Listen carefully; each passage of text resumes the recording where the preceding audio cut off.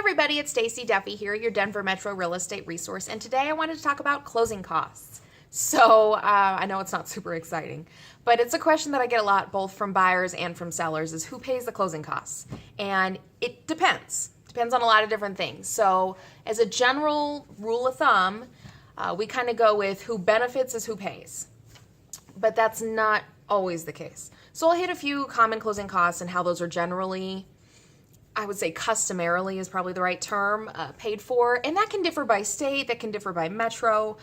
There's going to be a customary fee structure as far as who pays for what, depending on where you're at. So talk to your realtor and your lender about that. But some of the closing costs that are typically paid for by the buyer. So whatever it costs you to get your loan, you're going to pay for as a buyer. Because if a cash buyer were to come along, the seller's not going to foot the bill for your loan, typically. Depending on the market, if they really want to buy, or maybe they'll help you with those costs. But the lender's going to have an origination fee, is what they call it, essentially what they charge to originate the loan and to do the whole process. Sometimes that will also have requirements for escrow reserves, essentially.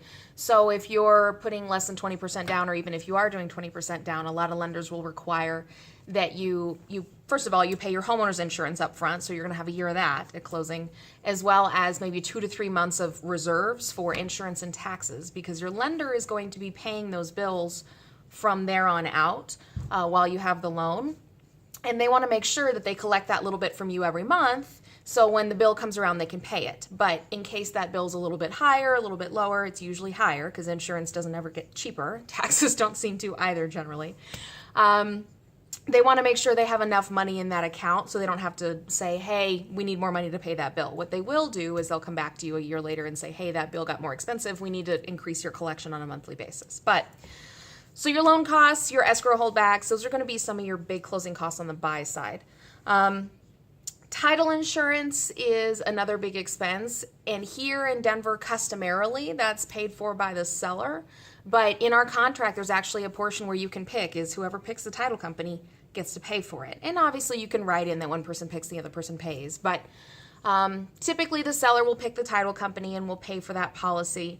Not always, but generally the seller will cover that for you. And it's kind of a sign of good faith of the seller saying, hey, there's no issues with the title. I'll pay for your title insurance policy to make sure you're not going to have an ownership problem with the house. Some of the other so that's going to be the bulk of the expensive fees. Some of your smaller fees are going to be like what the closing company charges to do the paperwork. Generally, they'll charge a fee for the typical transaction. So let's just say it was a cash transaction. The buyer and seller typically will split that here. They'll also charge another fee to do the loan, because a loan document is a lot of the paperwork that they have to go over with you, and the seller's not going to split that with you because it's your loan.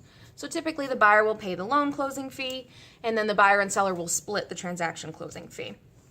Recording fees, it depends on the transaction. Typically that's buyer as well, because you're recording all of your loan documents, your deed, and recording those into public record, and that's in your benefit. You want your name on record for the house. So typically those will get charged to you. They're not huge fees, usually within a couple $100 or less. And then the other big expense would be the brokerage fees. So as a realtor, I love my job, I love my clients, but I don't work for free. That's how I pay my bills and put food on the table. So generally the seller will pay for both realtors or brokers in the transaction. That doesn't always have to be the case, and if you want to stand out as a buyer, you can offer to pay your own realtor and save the seller some money. But typically whatever the seller is paying gets split between the realtor working for the seller and the realtor working for the buyer. That split may or may not be even, and then there's other splits from there on who we have to pay. But that's typically a seller expense. But make sure, buyers, you ask your realtor, okay, how are you getting paid? Because a lot of realtors don't bring that up, and buyers don't think they should.